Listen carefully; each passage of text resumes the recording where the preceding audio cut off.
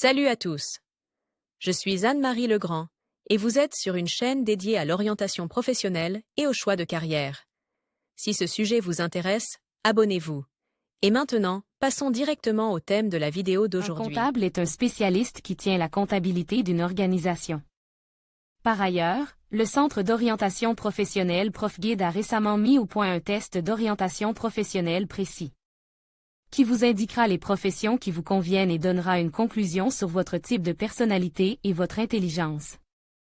La profession convient à ceux qui s'intéressent à l'économie et au droit, voire choisir une profession en fonction des centres d'intérêt. Dans les matières scolaires. Lire aussi qui est comptable? La profession de comptable est très recherchée. Le salaire en Russie se situe entre 15 000 et 8 000 roubles, valeur médiane, elle est accessible aux hommes et aux femmes à tout âge. Passer un test d'aptitude à la comptabilité, elle implique une formation à l'université ou dans des cours de comptabilité. Plusieurs scénarios de carrière sont possibles. La profession de comptable a ses avantages et ses inconvénients. Dans toute organisation, il y a un comptable, et dans les grandes, même plusieurs, un pour chaque domaine.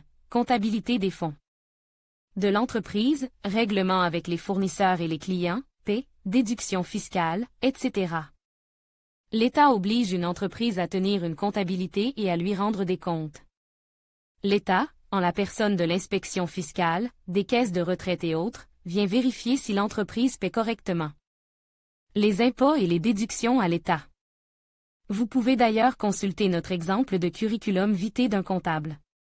Ce que fait un comptable. Il crée des documents comptables, factures, encaissement, ordre de paiement pour la banque et autres, et calcul. Les impôts, qu'il envoie par l'intermédiaire de la banque à l'inspection des impôts, il effectue des paiements par l'intermédiaire de la banque en faveur d'autres entreprises avec lesquelles l'entreprise collabore. Elle rend compte à l'État, en préparant un bilan. Pour l'inspection fiscale et en rendant compte au fonds d'État, il comptabilise les salaires des employés de l'organisation, la caisse enregistreuse et la documentation correspondante. Vous voulez devenir propriétaire en seulement 2 mois? Obtenez une profession utile qui aide les gens. Le cours d'Elmira Davidova. Avantages et inconvénients de la profession de comptable. Les avantages. La profession de comptable est très demandée. Il y a un comptable dans chaque organisation. Les comptables ont, en règle générale, une journée de travail normalisée. Le comptable peut travailler à distance ou à temps partiel, en faisant de la comptabilité pour de petites entreprises. La profession de comptable est prestigieuse. Dans les entreprises, le comptable fait partie du personnel d'encadrement. C'est un travail de bureau. Les erreurs en matière de comptabilité financière et de fiscalité peuvent entraîner une responsabilité pénale. Un comptable ne peut pas partir en vacances au moment qui lui convient. Il ne peut pas partir en vacances pendant la période où les comptes sont à rendre. En outre, il doit rester tard au bureau pendant cette période et même venir le samedi. Carrière de comptable.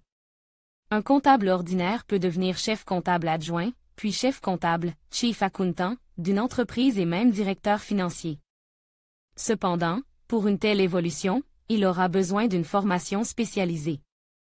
Le chef comptable ne tient plus des sections comptables séparées, mais développer l'ensemble de la politique comptable du service comptable.